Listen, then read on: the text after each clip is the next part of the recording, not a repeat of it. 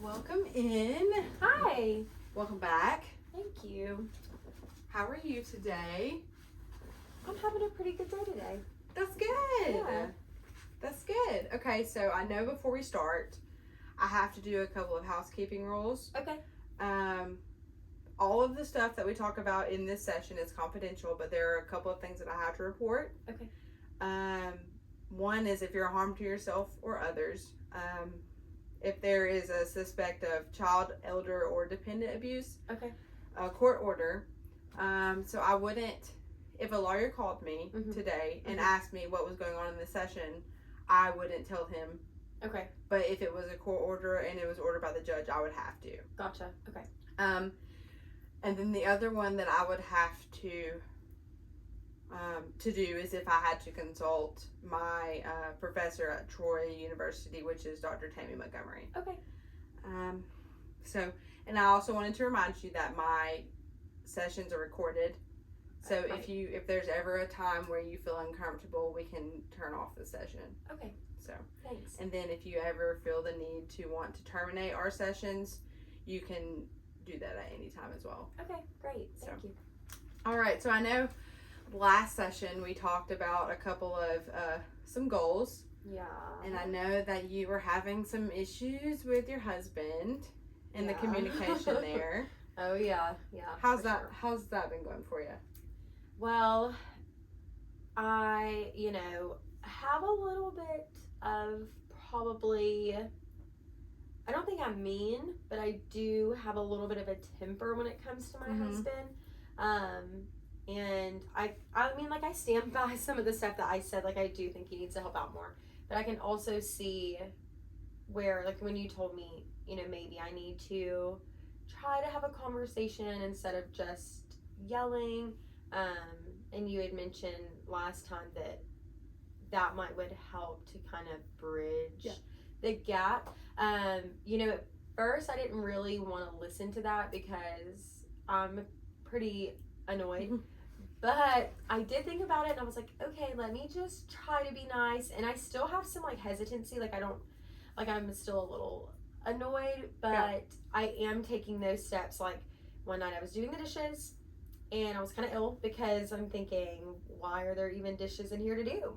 Whenever I've, already cooked dinner and the dishes have been sitting in there the whole time that I'm giving the kids a bath and putting them to bed. So I half expected to come in and maybe he had done the dishes and he hadn't.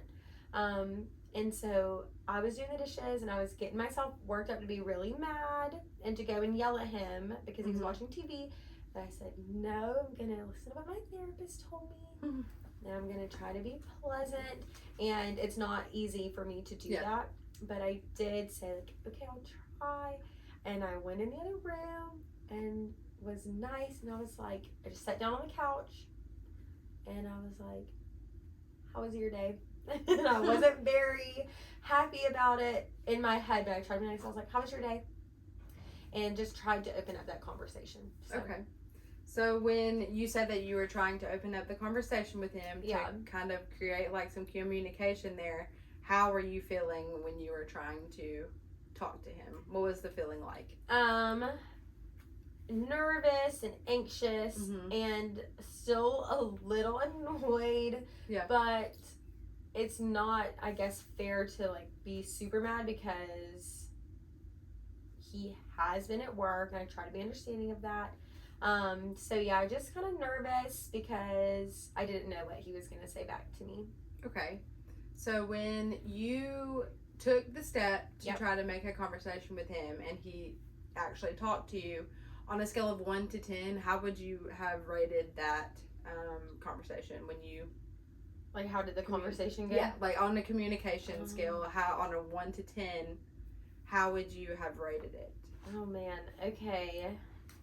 1 to 10, in my head, I probably thought that it would get a 0, but it really went more maybe a 4.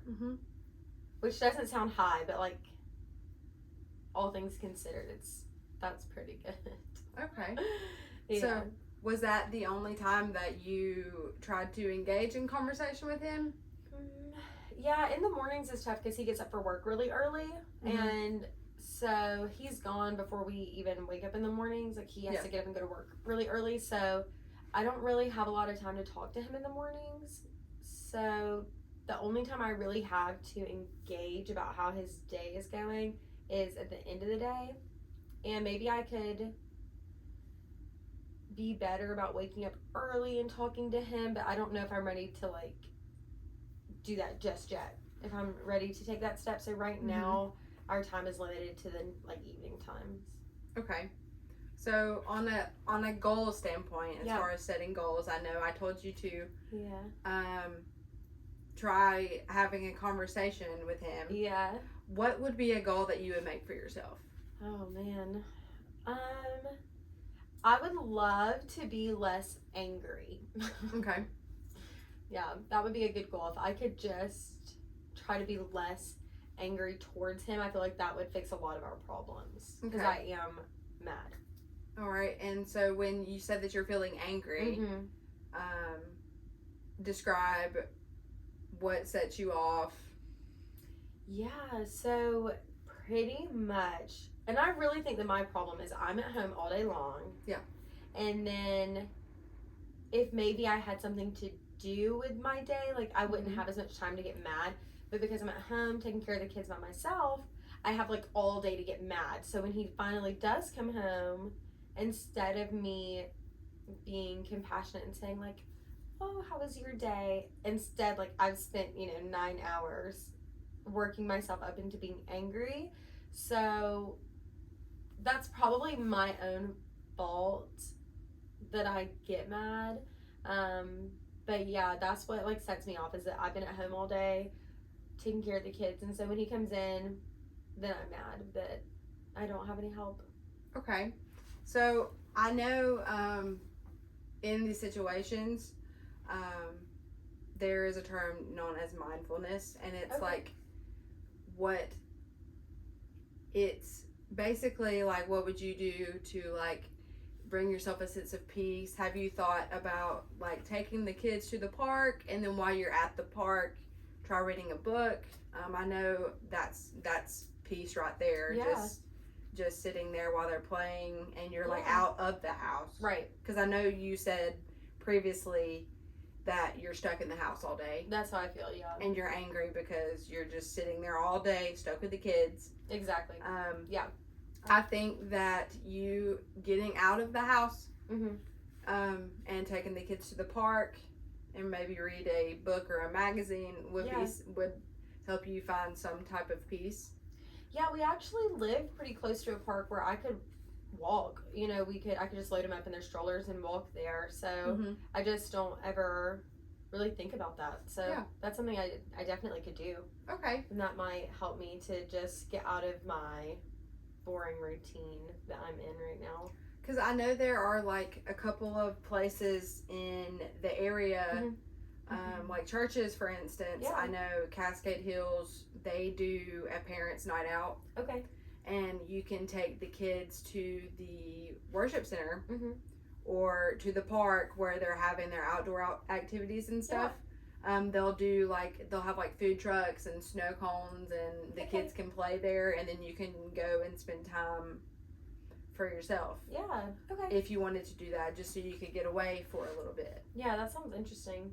And I know I mentioned last time, another thing I'm trying to work on that, like, since you brought it up about me not having a lot of time, I did actually mention to my neighbor, and I asked her, because me and my neighbor, we're not like best friends, but we both have kids about the same age, and I asked her if she would mind babysitting my kids one night maybe, so that me and my husband could go on a date. But I haven't set a time for that because I'm not sure about that yet. But I did ask her, and when you asked her was her response what you wanted? Yeah, that's what I've been nervous about, is I don't like to bother people, and I don't want them to feel like obligated to help. But she was so nice. She was like, oh, anytime, I'm happy to watch your kids. And I was like, oh, okay, really? So that was really nice. So when she told you that you that you were able to let words. When she told you that she would be able to watch your kids at any time, what were you feeling when she told you that? Well, at first I was like shocked. I was like, somebody else would want to watch my kids for me? That would be so nice. And then I was happy, but then I was also stressed because I was like, okay, well, maybe now I don't have an excuse to not take her up on the offer. Because sometimes I think maybe I don't ask because I really don't want to go on a date with my husband, so I just blame it on the fact that nobody will watch my kids. So now that I have somebody saying they will, I'm like, oh shoot, maybe I actually have to go on a date with my husband. And then even if you don't go on a date with your husband, you could even like try like focusing on yourself, like for like self-care. In terms of self-care, you can try and find some like ways to meditate, go get your nails done. What in terms of self-care, what is your typical meditation when you are taking care of yourself? So I don't really have a good self-care routine anymore. Before I had kids, I would like to go to like a salon and get my hair done or get my nails done or pedicure, or get a facial, but those things just haven't, been priority as much anymore. But those are things that sound really nice to do. Yeah. So I believe that when you take the step to ask your neighbor to watch your kids, you can actually take advantage of those self-care activities to take time for yourself, because your self-care is a top priority as well. Yeah, I know. It's hard to, it's like I understand it, but it's hard to implement it. So you're looking for strategies to help you get to that step. Yeah. Okay. Yeah, and I feel like this is the most open that I've been to doing anything for myself, really, because that wasn't even an option like a couple of months ago. I was just so stuck in this mindset of just hating the routine that I was in. So now I'm feeling like maybe I could do something for myself and it would be okay. Okay. So I know, just tracking back from a couple of sessions ago, I know that you said that you were struggling with some depression from this. Yeah. How has that been going for you since we first started the sessions? What have you been feeling? It's ups and downs lately, which is okay. I mean, at least there are ups, because there was a while where it was all down. I felt like there were no ups and downs. It was just down. So it's okay, and I feel like pretty good, but I still have those low days for sure. Okay. So when you have those low days, when you're struggling with your depression, have you ever had thoughts of hurting yourself or others? No, definitely not hurting anybody else. The only times I feel like that maybe is, would it be better if I wasn't around? But that's kind of just like a thought. There's, I don't like fixate on that or anything. Okay. How long would you say that you have been depressed? Well, for a couple of years at least. Okay. Yeah. So. And when you're feeling depressed, is it constant? Like, do you like from 6 to 8 hours a day? Is it like here and there? So it really isn't. I wouldn't say it's all day, but that's because I have a task most of the day, and I'm either feeding the babies or preparing their food or giving them a bath or getting them to nap time. The times that I really feel like that are when they're asleep or like I'm alone. Then all of those thoughts kind of creep in. But if I stay busy, then I'm okay. Okay, so if you ever started to feel where you're at a point where you don't want to live anymore, do you have So what we have in counseling, it's called a contract for safety. Okay. If there was ever a case where you felt like you wanted to end your life, is there anybody that you could call? Well, I definitely, if I got to that point, would probably call my mom first. Okay. I would probably call her because she is really level-headed, and I don't think she would panic. I think that she would just, like, try to talk to me, but, like, you know, I wouldn't want to tell, like, my best friend, she would panic, and she would freak out. I wouldn't want to tell my husband because he would panic and freak out. So I would probably call my mom because she would be the most, like, calm about it. Yeah. So and also in this contract for safety, there are activities that you can take part in when you're feeling like this. Okay. Do you have any types of activities that you would participate in that would help you de-escalate from the situation? Like going for a walk? Yeah, sometimes if I get really stressed out like that and just very overwhelmed, I go and sit in our backyard and it's kind of quiet there. So I could do that. I could just go outside and maybe just getting out of that space would help. Okay. And I know just from previous sessions, I know you talked about how you're a full-time mom. Yeah. If there was ever a situation where you couldn't get a hold of your mom, Mm-hmm. there is a Georgia Crisis Access Line. Okay. You can call them and they can talk to you via telehealth. Okay. And if they feel like it's necessary to come out and talk to you, they will personally come out there so you wouldn't have to leave. Oh, really? Yeah. Okay. And then there's also the Bradley Center Okay. for one. They although they specialize in inpatient, they Right. do refer patients or clients to outpatient resources as well in the area. Okay. That makes me feel better because, like, it's kind of scary sometimes to reach out to places like that. So you make it sound more approachable. Okay. That is good to hear. I'm glad that you're Yeah. willing to want to use those resources. Yeah, thanks That's for a good sharing step. them with me. You're welcome. So, in the contract for safety, Mhm. Do you know if your husband has any weapons in the home? So he hunts, so I know he has a gun in the house, but it's like big and scary, and I wouldn't mess with Okay, it. so like guns, like No, yeah, I would, Okay. that's scary. I Okay. wouldn't mess with those. So, I promise.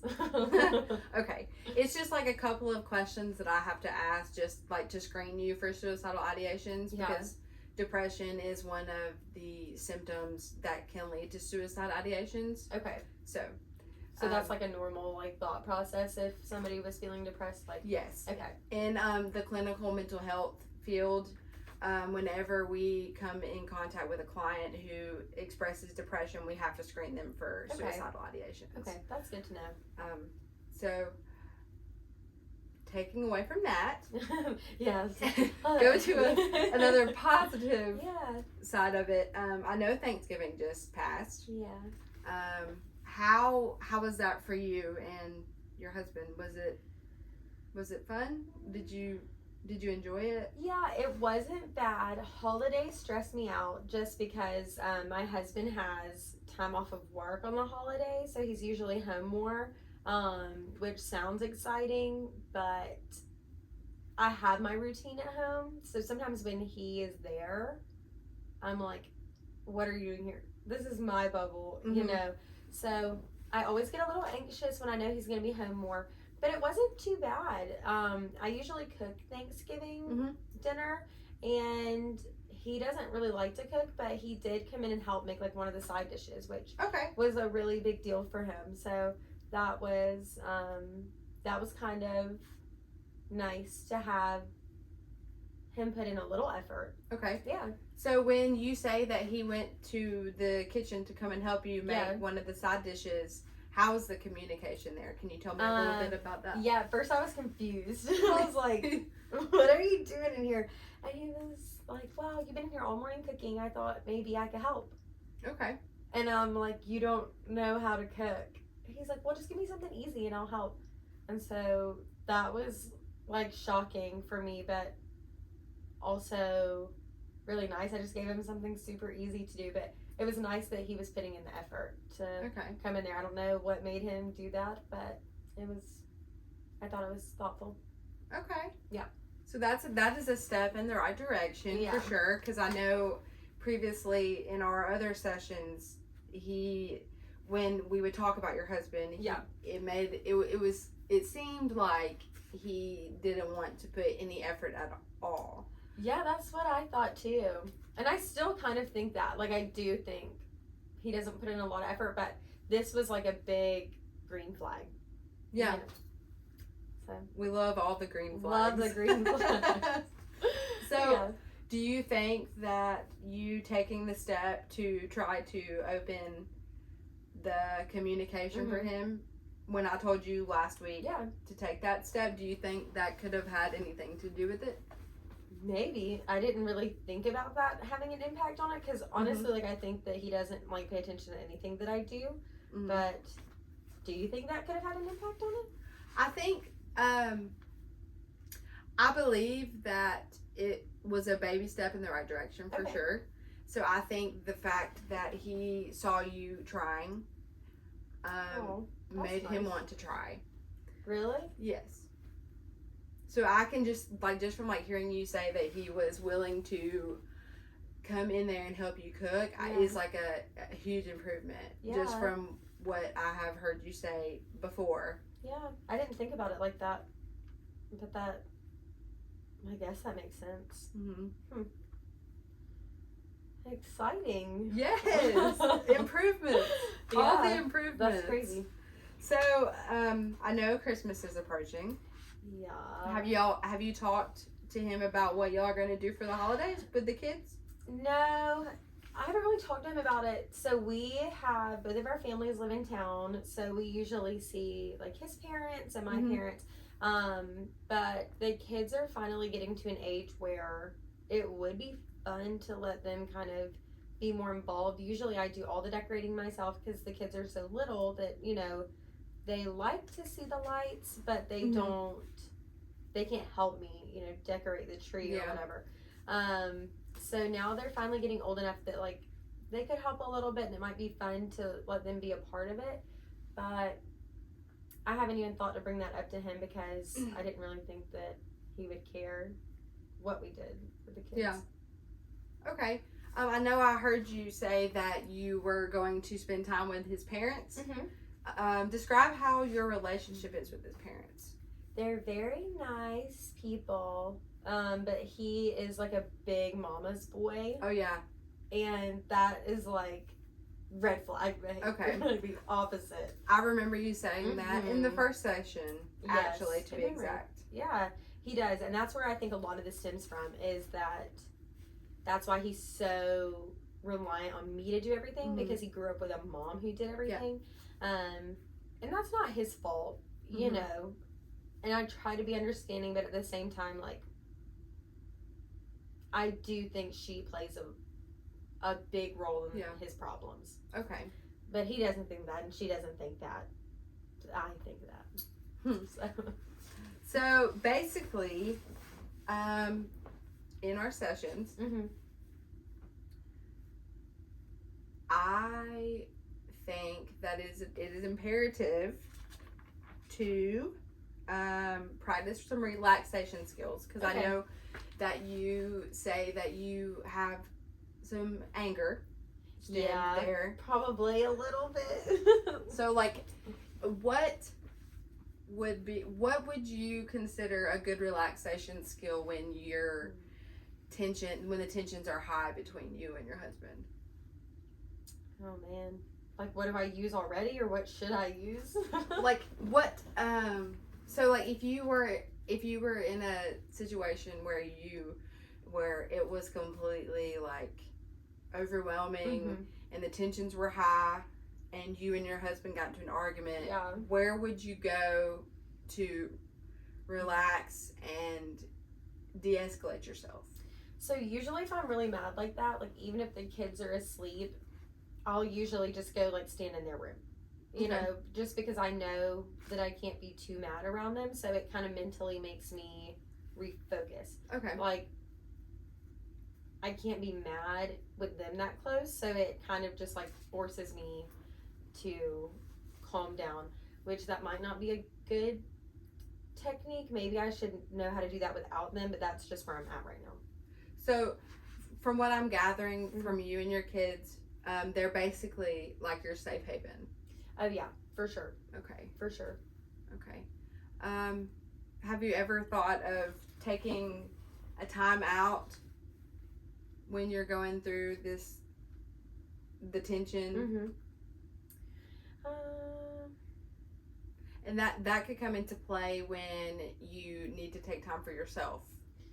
Yeah, I probably should. That would probably be better for me instead of relying on my kids to calm me down, finding a way that I can calm myself down. That would be something that might be a better coping mechanism. Okay, so just sitting in here today, could you think of any coping mechanisms at the top of your head in terms of mindfulness? Well, I love music. Is that an okay answer? Yeah, Could I incorporate that? Music is very therapeutic. Okay. It's music can de-escalate us. I know, like, listening to one of my favorite bands is always therapeutic. Yeah. When I am stressed. Yeah. Music is very therapeutic. That could work. I love music. Okay. So maybe I could just go in another room and not go into my kids' room and just go in a room by myself and just listen to music I like. That might could help. Okay. So when you are feeling like this, what is your favorite band that you would listen to? I like things that are kind of calm. Okay. I like Adele. I like her music. Like, she has a soft voice, so I like things that are kind of quiet and calm. I don't like anything too loud, just because I'm always kind of high strung, so it's nice to listen to things that are more soothing. I like Sam Cooke music. Okay. And things that are just happy, probably. Yeah. Okay. All right. So if we ended this session right now, what would some goals be for yourself to set for our next sessions? I think what is kind of popping to the top of my head right now that I'd like to work on is maybe trying to do more of like we talked about, where I do make the effort to be nicer to my husband, because I really didn't think it was making a difference, but maybe it is connected. That me being nicer makes him want to be nicer. Okay. So maybe just going and sitting down on the couch when he's watching TV, and I told you I don't like football or sports or any of that stuff. Yeah. But I can sit there and at least be nice. You know, I don't have to know what's going on in the game. Just sit there and like say, how was your day? And not say it like so harsh. Okay. So that's a goal. Okay. So in terms of anger, do you have any de-escalation techniques that you favor? Because I know you said previously that you are easy to be angry. Yeah. Is that bad? It's not. No, it's just I know that sometimes when tensions rise, anger is. Yeah. I know there's a grounding technique. It's used in counseling. Okay. The client will, in the situation, the client will go into a separate room. Okay. And sit there by themselves, and then name all the things in the room. Oh, really? Mm-hmm. Just like actually name what you see? Yes, and then you can like focus on yourself. Like, okay, I'm breathing in and out, in and out. Okay. And then you're like, there is a pot of leaves next to me. There is a chair next to me.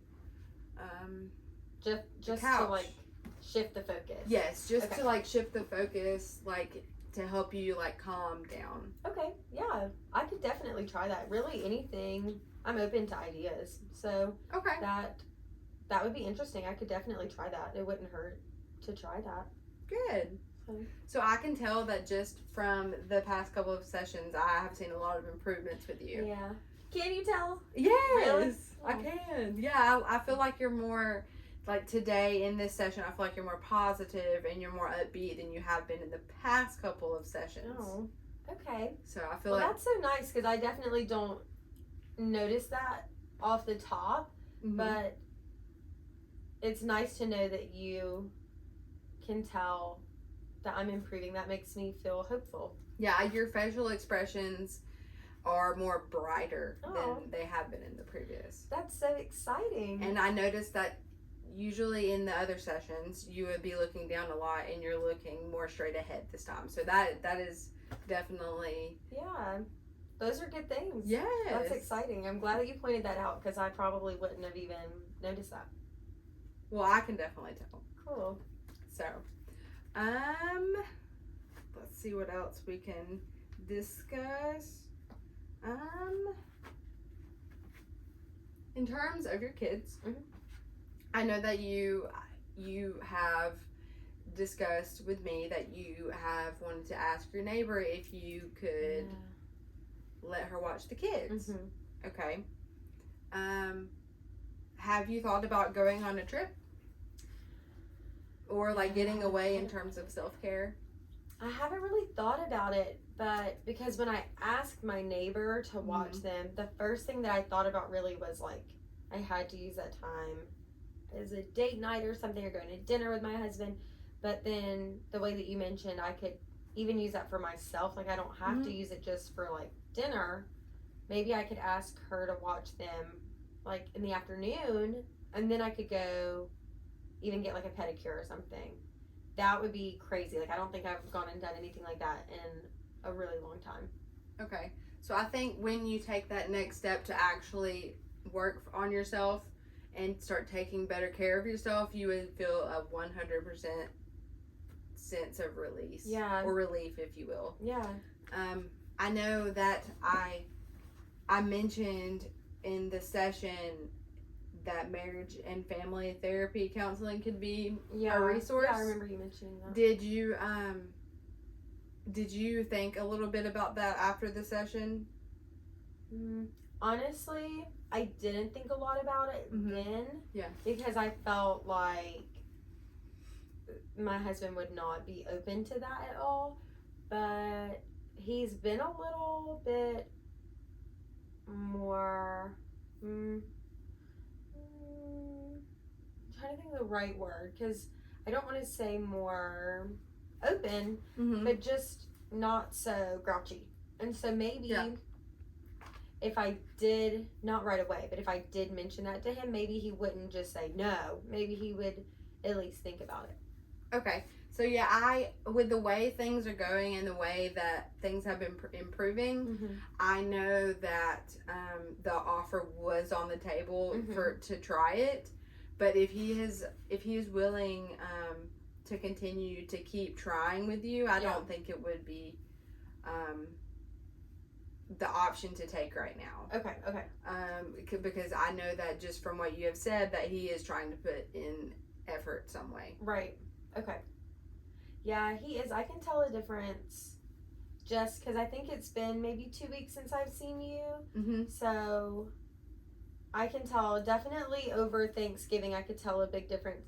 And if he could be like even nicer by Christmas or like even as nice by Christmas, like that would be like crazy because really when I started coming here, I was thinking there was no hope for him. Like I really didn't know what to do. And now I'm like actually hopeful. So that makes me feel like maybe I can try to be happy again. Okay. So I know that in addition to the goals that we've set today, I think another goal that you should continue to work on is developing better communication skills with your husband. Yep.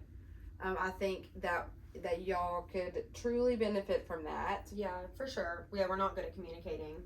And then in addition to that, I know that you have, just from what I have been gathering about you and your anger, it seems as if you have a short temper when it comes to him. Yeah. So I think that working on your anger and your mindfulness and your de-escalation techniques is a necessary goal to focus on when we leave the session today. Those are good goals. I think I can do that. I probably am a little angry.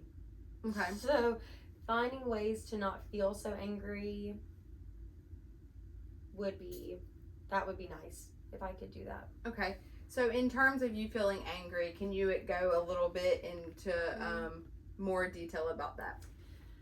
Yeah, maybe. I don't know. Maybe I'm not super angry. Maybe I'm just a little sad. Okay. So when you say that you're sad, what is making you sad? What are the things that make you feel that way? Tell me more about that. It probably is because I feel alone. Okay. Yeah. So I know that when you say you feel alone, that is a valid feeling. Yeah. And that's tough. That really is. I know. When you say that you feel sad, have you ever tried to? Have you ever expressed how you feel with your husband about when you are going through your bouts of depression or feelings of sadness? No, because I'm nervous that he won't really care. Okay. So I'd rather not tell him that I'm sad and then find out that he doesn't care. I would rather just not know what he would say, because that's better than knowing that he would say he didn't care. Does that make sense? Yes. Okay. So I know that you have expressed to me that you have communication issues. Yeah. And you say that you don't want to talk to him about how you feel. Has it always been a problem with expressing how you feel? Well, has it been an ongoing problem since you started dating? Well, yeah, maybe, because I'm trying to reflect back on when we first started dating. So when we first started dating, I would tell him more how I felt, but I've never really liked to tell people how I felt. So I would tell him more than I would tell other people, but probably still not a lot, because I don't want to bother other people. I would rather just say, I'm fine. I'm having a good day, than to say, no, not really having a good day. Because I don't want to bring their day down. Okay. I know that in terms of your emotions, it's good to express them. So it's always good to have someone to confide in when you're feeling like this, because I know that when you are feeling like this, you feel better when you talk about it. Yeah. So I think bottling those emotions inside is something that could also trigger your anger, because you have not really talked about them that much. So I think if you opened up and expressed how you feel with, it doesn't have to be your husband. It could be one of your girlfriends or your neighbor, just letting someone hear you. Yeah. I'll just tell you. Okay. Yeah, and or you could talk to me. And not tell them. I'm just kidding. I'll tell them eventually, but that makes me nervous. Okay. So communication and communicating how you feel makes you nervous. Tell me a little more in detail about why. So a lot of my friends growing up never really cared what I had to say. Sometimes I would go to say something and they would just talk over me. So then that made me think, and nobody really wanted to hear what I had to say. Mm-hmm. So I guess that made me just stop talking about what I had to say and just listening to what other people were saying and not having an opinion, really. Okay. When you were little and you were having this problem with your friends, did you ever write down how you felt, like in a diary? Yeah, I like to have little journals and stuff, but I haven't done that in a long time. Okay. I don't do that anymore. So, in terms of like if you feel like no one wants to listen to you, and you want to express your feelings but you don't know how, it is very writing down how you feel can be a sense of release as well, because you're not bottling it up, you're just writing down how you feel. So I wouldn't have to tell anybody, I could just write. If you did not feel comfortable talking about it, you could write it down. But if I believe that in the sense of you keeping it bottled up, I feel like it's not helpful to you to keep it bottled up. So I think the first baby step that you can take to opening up about your feelings is writing them down, and then also when you come in here, I'm always willing to listen. Okay. Maybe would it be weird if I brought in some of the stuff I wrote? Okay, yeah, we can. It would not be weird at all. Okay. We can definitely take a look at some of those things and break down like some of like the key words there and how you're feeling and why you're feeling that way. Because sometimes I think things at home, but then when I get here, I'm not thinking about that same thing anymore. Mm-hmm. So that might kind of like refresh things that are bothering me during the week. All right, so in our next session, I would encourage you to write down some of the things that have been bothering you or how you've been feeling on paper. Okay. Just to get you started on the communicating how you feel. Okay. The other resource that I gave you in terms of depression, whenever you feel like you are going through a stage of depression, you can always reach out to the Georgia Crisis Access Line. Okay. Or if you feel like you are a harm to yourself, you can call the Suicide Prevention Hotline. That the number is just 988, 3 numbers. It's easy to remember. Yes. Okay. Or you can go to the Bradley Center if you felt the need for stabilization and wanted to be evaluated. Okay. They can provide you resources as well. Okay. So, taking away from today, yeah. I'm going to assign you some homework. Okay. Everybody loves homework. Oh, yeah. So, what I want you to do is write down your feelings. Okay. Keep trying to peel back the layers of that onion with your husband. Oh, yeah. Peel them back. Yes. And then also work on finding that that self-care remedy that would help you feel better. Okay. And then that also could mean talking to your neighbor about watching your kids for a couple of hours so you can go get your nails done. That would be really nice. So I could do that. That makes me feel like I could approach her to watch them easier than if I had like all the stress of going, on a date night or something. That would be more relaxing to just go get like a manicure or something. Yeah. So that is our takeaways from today. Right. So in our next session, we can talk about how you felt, writing down your feelings, and as well as working on your de-escalation skills. Okay, yeah. And communicating with your husband. Okay. Yeah, that last one, that one's going to get me. But I feel pretty good about all 3 of those. I think that'll give me something to work towards. Okay, well, I cannot wait to hear about it next week when you come back, okay? I'll tell you all about it. Okay. All right, well, thank you. You're welcome. Have a good night. You too.